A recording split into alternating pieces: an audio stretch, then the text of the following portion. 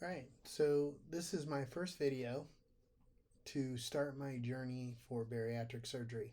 I noticed there were a lot of women that posted on YouTube their whole journey for bariatric surgery, and I didn't see a whole lot of men. So I thought maybe I should step up and do this so that any other men interested in doing this can find somebody that maybe they can relate to. Because it's really hard when you're looking for stuff online to try and get information about bariatric surgery and all you see is women. I feel like, well, women are different. They lose weight different, they gain weight different, they carry it differently in their body. How are they going to lose it? There are a lot of differences, obviously, between men and women, but I wanted to do this video so that I can be an example for men about bariatric surgery. So I'm 54. I started this journey a little less than a month. Well, I started this journey about 6 months ago when my endocrinologist at the VA recommended, because I had finally gone to insulin dependent type 2 diabetic, and they keep adding meds on, and that's the last thing I want. I don't want to keep taking meds. I want to get rid of the meds. And so my endocrinologist suggested that I consider getting bariatric surgery, that about 90% of all people that get it done go into full remission on diabetes. And so I'm currently in PA school. I graduate in December. Right now it's July 24th, 2024.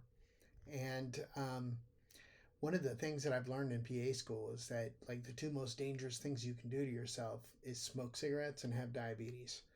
And so I need to do something. I had tried this journey almost 10 years ago.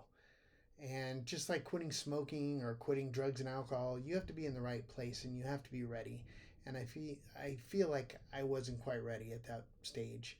Um, I went through a whole year long planning, doing all the appointments, having all the tests done, seeing the therapist, everything that was necessary. And then right before it came time to commit and set a surgery date, I panicked. I got cold feet. I went to a support group, and there were a lot of people there that had put all their weight back on, and then there was a lot of people there that had a lot of complications and problems. And so I thought, well, if I am not willing to make an adjustment on my own life, then this isn't going to help at all, because this isn't going to solve the problem. This is just a tool, right? So I backed out of the surgery and decided that I was going to try and do it on my own. I tried many different diets. I did have success with something called ideal protein. So this was like a keto diet. And so with this diet, I lost 65 pounds, and then I ended up in the hospital with a spider bite on my arm, and was in the hospital for 3 weeks. And then I was put on prednisone, a steroid, for a while, and I just put the weight all back on. And it was rough. It was not a sustainable diet. I mean, it was good in the interim to go into ketosis and burn that fat off, but as soon as you stop, it all comes back, and it came back with friends. I ended up weighing, a month ago, I weighed 256 pounds, and that was the most I've ever weighed. And so the VA put me on a EEN diet, which is entirely enteral nutrition, which means it was a shake, drinks, 5 shakes a day. It was called the OptiFast, was the diet they put me on. And I'm supposed to be on that for a whole month prior to surgery. My surgery date is August 6th, 2024, so it's coming up. It's about 3 weeks away.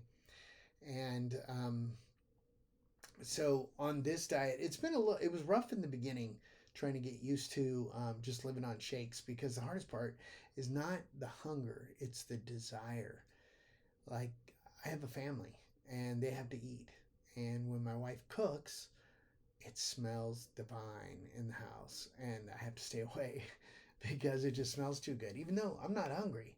And the whole time I've been on the shake diet, I'm not hungry, but the desire is there. And so, just like kicking cigarettes, the in the beginning, like, I think they say it takes 48 hours to kick the actual nicotine addiction, and then the rest of the time is the habit that you're trying to kick. And so that's what I'm trying to kick, is the habit of the desire to eat. And this has taught me that I was eating a lot when I was not hungry, just because of the desire. Your eyes, your brain, your smell, it makes you want to eat even if you're not hungry. And so I have appreciated this diet as a lead up to my surgery. Um, it's going well. I lost like 14 pounds in the first week and 4.5 pounds in the second week. I imagine that first week was mostly water weight, but still it felt good because they said just expect 4 pounds a week in weight loss for the 4 weeks. So 16 total for the whole month, and I've already lost 18. So it feels good. I notice it a little bit. My wife notices it more than I do, but I know with weight loss, there's going to be a lot of mental adjustment to being able to see yourself thinner.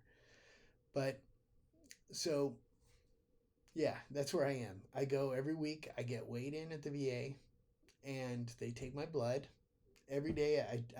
So I have a continuous glucose monitor, and because I'm type 2 diabetic, and I have been within range the whole time I've been on this diet. I haven't needed any insulin at all, whereas before I was doing what's called a basal insulin, which is a once a day insulin, a long acting, and I was doing a short acting or a bolus insulin before every meal, and on a sliding scale based on what my blood sugar was. And 2 months ago, I was in the emergency room with 400 as my glucose number, and this was too high, too high.